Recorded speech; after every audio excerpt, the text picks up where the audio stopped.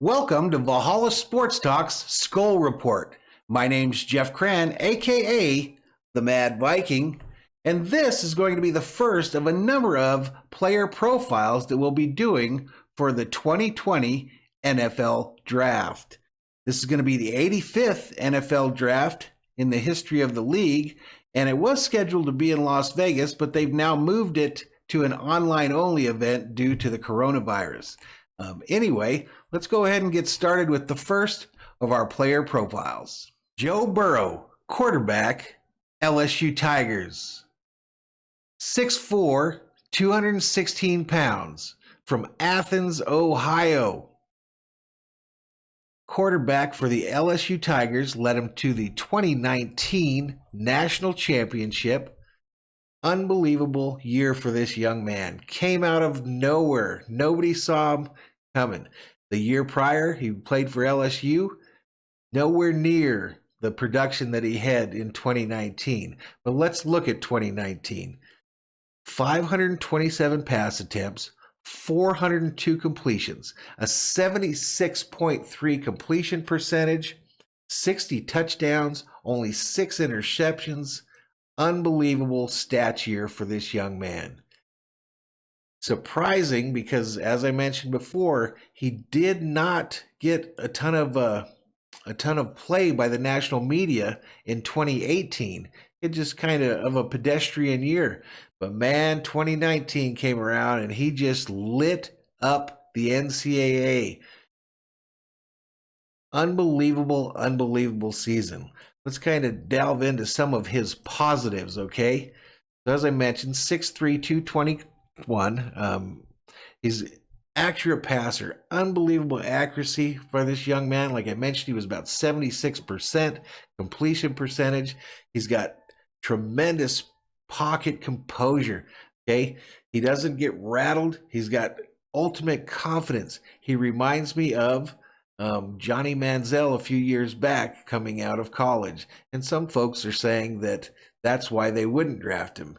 This is the exact reason why I would draft him. Manziel obviously didn't make it, but that doesn't, the past doesn't predict the future always. So other things, he does a real good job of fitting passes into tight windows. He's got superb ball placement when he's throwing to his receivers. He throws a very catchable ball. So he's not throwing lasers. He's throwing a very catchable ball to these receivers. He seems to have the ability to throw receivers open. He beats good coverage all the time, it seems like, with accuracy and placement. He's got excellent timing. He seems to really anticipate guys open and then throws it in front of them so that they can make the catch and then get that yak afterwards. Got natural feet. He's just an instinctive passer for the LSU Tigers. He's able to loft touch passes when he needs to get over that DB or that linebacker. He's got what looks like advanced field vision. He does a good job looking around, finding the open receiver. He's got a good internal clock. He's not that guy that stands there and waits for the defensive lineman to slobber knock the shit out of him. He seems to have a good idea when it's time to get going, right? He really did a good job of mastering that offense at LSU. He's got good ball security, mobility in the pocket. He's very difficult to sack because he's always keeping his eyes downfield, looking for that receiver that might bounce open at some point. He has the ability to hurt defenses on the ground. So he's not that pocket passer that just sits back there. He does move around, and when the opportunity shows itself, he will run. But he isn't a run-first quarterback. He is definitely looking to deliver the rock to his receivers. He's got pretty good height for a quarterback, right? Thick build for the next level, so he's not a scrawny guy or nothing like that.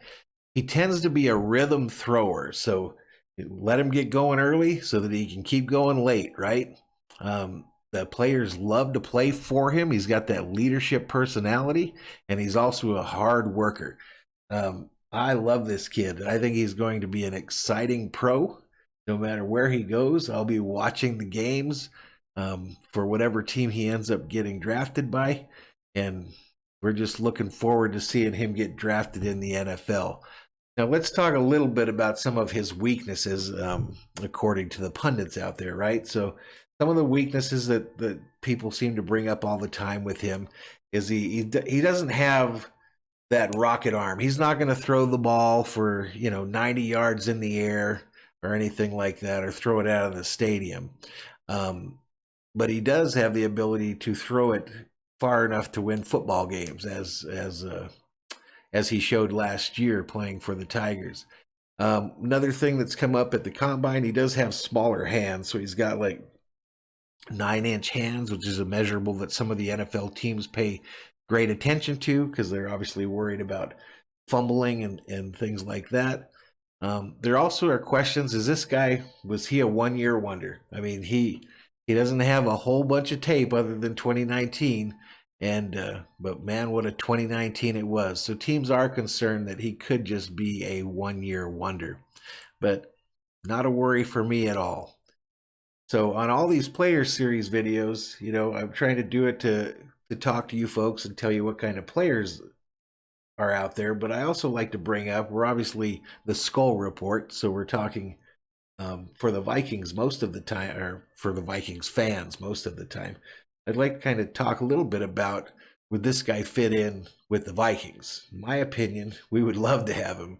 Unfortunately, we just paid our quarterback a whole boatload of money, and I don't see us moving up to get him. I think the Vikes will stand pat with their picks at 21 and 25, I believe it is, and they'll draft what they need to get in those spots there. But man, I would love for this guy to continue wearing purple and gold. Unfortunately, he won't be doing that for the NFL, I don't think. What teams are kind of targeting him from what I hear? I hear that obviously the Bengals are the presumptive number 1 pick, and the word is they're going to draft him. He's an Ohio kid, and they're probably going to bring him home and let him play for the Cincinnati Bengals. So he's going to trade in Tiger stripes for Bengal stripes. I guess they're both Tigers, aren't they? They're just different colors. Anyway, so he's probably going to come and play for the Bengals. Other teams that might show up, though, you've got Miami that has those 3 number 1 picks. And then the Raiders, I think, have 2 as well. So both of them are mentioned always as teams that might be looking at a quarterback. Miami, that would be a heck of a fit. They've got a lot of draft capital to move up and get him if the Bengals wanted to try to parlay this 1 pick into a number of high picks. And then the Raiders, Gruden loves him a quarterback. He always loves them QBs, even though they just signed Mariota recently to compete with Carr there. But so that's kind of all we have for this draft profile on Joe Burrow today. Who knows where he could go? He could go anywhere 1, 2, 3, 4, 5.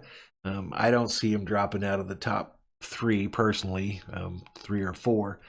But man, some team's going to get real lucky and get a very exciting player here in 2020. So we'll move on from here, and I'll see you in just a moment. Valhalla Sports Talk and the SKOL Report would like to thank you for watching our first ever player profile video. At this point, I'd like to direct you to the bottom of the screen there, and that'll give you all the information for Valhalla Sports Talk's social media and contact information. Encourage you to reach out. Let us know what kind of information you'd like to find in these videos, what kind of content you'd like to see on the channel, all those good things. But again, we'd like to thank you. We're learning as we go here. Hopefully this is our first attempt at a player profile, so hopefully it looks good. Anyway, check out our social media down there. Also, we'd like to ask you to please click that subscribe button, ring that bell, help our channel grow.